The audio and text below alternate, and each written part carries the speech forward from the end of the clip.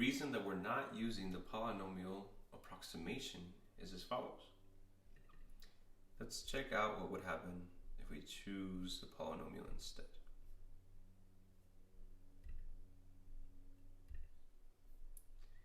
I'm going to extend this out so we can see it.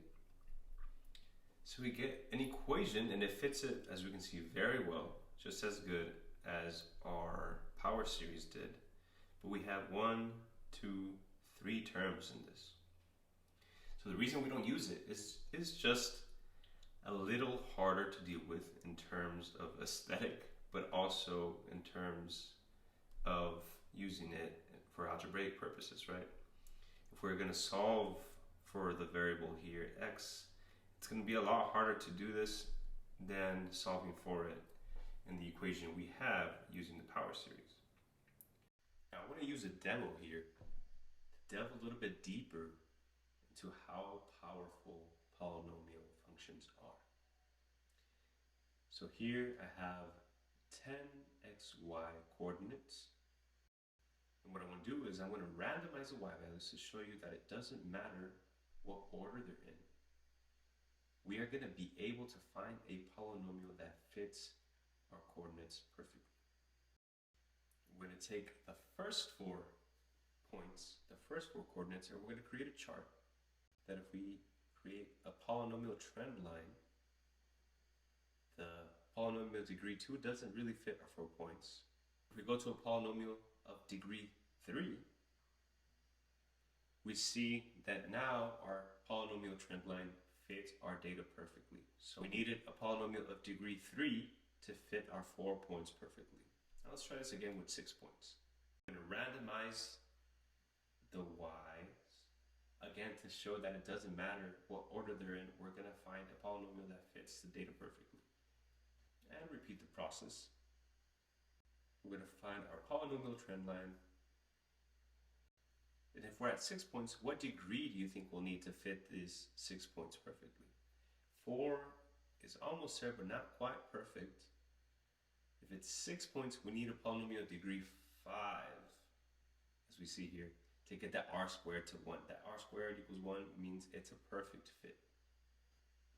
So what makes polynomials so awesome and so special is that no matter how spread out your data is, no matter how random it seems, you will for a fact find a polynomial that fits your data perfectly.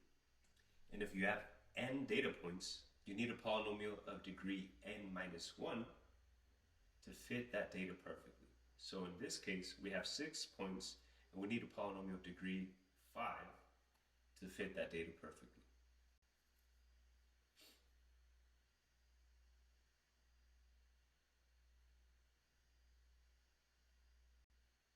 Now let's randomize the y's once more, just to show once again that it doesn't matter what order they're in, we will find a polynomial that fits them.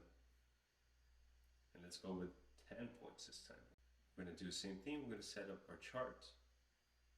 We're going to find our polynomial trend line. So in this case, as we have 10 points, our n is 10. We need a polynomial of n minus 1, or 9, to fit our data set perfectly. If we show r squared, we see that it's 1, meaning a perfect fit. Now let's just randomize the y's just for fun, just a couple times to show you that even if we change the order of the y's, we still find another polynomial that still fits our data perfectly.